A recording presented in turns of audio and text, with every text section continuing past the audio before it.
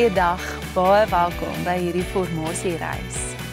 Adventseisoen is die seisoen waarin ons nou gaan in die kerkkalender en tradisioneel het die vroeë kerk hierdie seisoen gebruik om tot stilstand te kom, om met hoop en verwagting ons harte en ons gedagtes te rig op die Jesuskind wat kom, Immanuel, God met ons.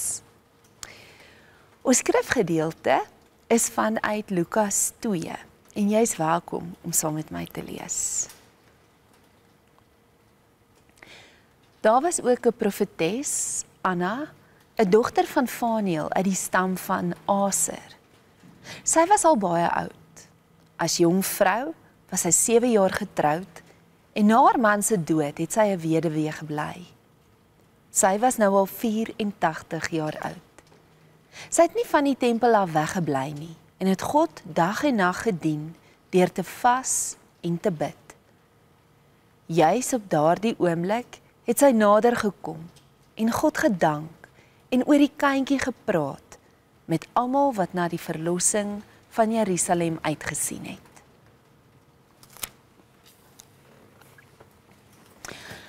Ek wonder of dit vir jou ook so is, maar soms voel ek Kerstyd is eerder 'n tyd vir uithou vermoë as 'n tyd vir geestelike groei. Maar tog deur die eeue onthou die kerk tydens hierdie seisoen hoe dit is om op die koms van Jesus te wag.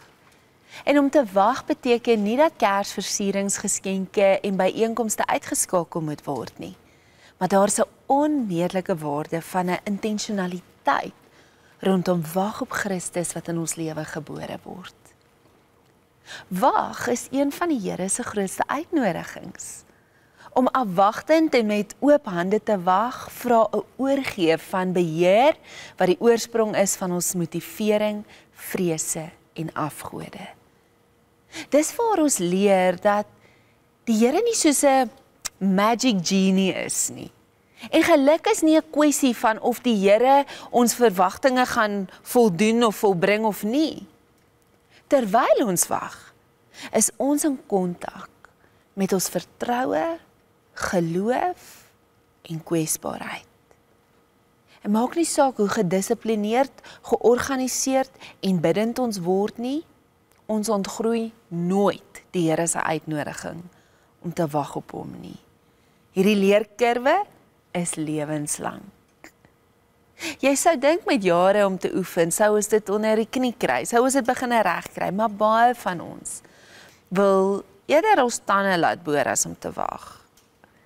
Kerstyd is die tyd om hierdie dissipline wat vir ons almal uitdagend is, aan te hou leer en te beoefen. Dit is geleentheid om te sien hoe wag goeie vrug in ons lewe kan bring. En in vandag se skrifgedeelte is daar die uitnodiging van wag met vertroue wat Anna beoefen het. Sy was 'n profeet wat gewag het op die vervulling van die Here se belofte deur die profete aan die mensdom.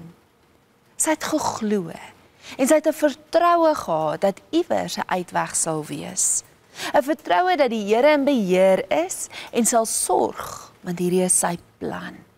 En sy het die vrug van haar belofte aan die einde van haar lewe beleef, toe sy die Jesuskind in die tempel kon vashou. Nou om op die Here te wag, op die plekke van ons menslike broosheid en behoefte, is 'n aktiewe wag, wat 'n saadjie van vertroue en hoop bevat.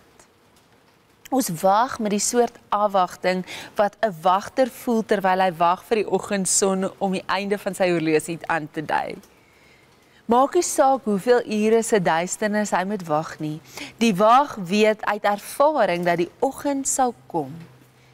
Hy is bedag op die gevare van die nag, terwyl elke vesel van sy wese neig na die koms van 'n nuwe dag. Sy oë het al begin oefen om die eerste sonligstraal op die horison te herken. En dis hoe ons op God wag, met verlange, met afwagting, met waaksaamheid, om ons hele self in te span op hy wat kom en om hom te sien as hy kom.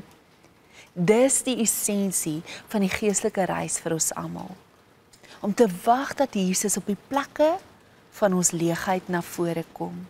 Die plekke van wag, die plekke van ons onbewussyn, sodat sy liefde en sy lewe in ons gebore kan wees op nuwe maniere wat ons verras. Ek wil vandag afsluit met hierdie woorde wat Carlo Caretto geskryf het. Hy sê, God comes like the sun in the morning, when it is time. We must assume an attitude of waiting, accepting the fact that we are creatures and not the Creator. We must do this because it is not our right to do anything else. The initiative is God's, not ours. We are able to initiate nothing. We are only able to accept. God presents Himself to us little by little. The whole story of salvation is the story of the God who comes. En soos Kersdag nader kom, let op die beloftes van die Here wat na jou toe kom. Verwelkom hulle en so verwelkom die koms van die Jesuskind in jou lewe in. Kom ons bid saam. Here, dankie vir Jesus. Dankie vir Immanuel. Dankie dat U met ons is, in ons is, voor ons uitgaan. En help ons om praktyke op te neem wat ons geloof kan versterk in hierdie seisoen wat ons wag op U. Wag op die koms op Kersdag. In Jesus naam. Amen.